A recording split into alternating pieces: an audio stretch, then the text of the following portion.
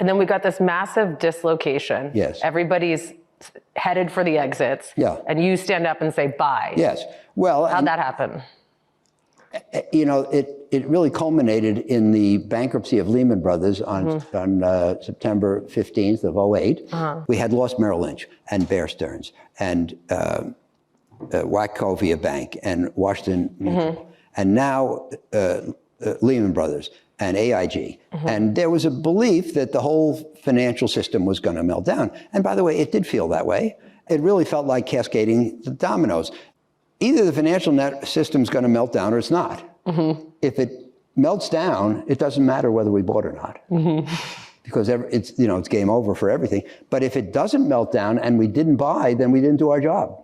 Right. So let's buy. That was the analysis. I mean, you couldn't say anything more profound than that.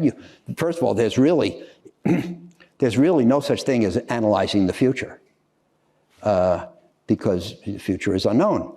But we look to the past for analogies, and this was, you know, there was no analogy to the Lehman bankruptcy, but the past says we have crises and they end.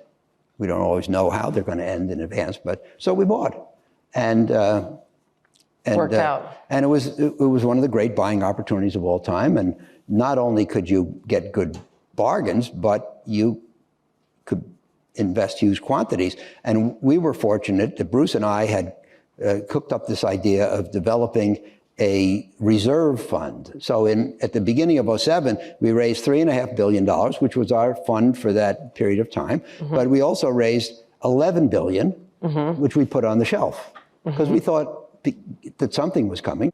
The first closing was March 07.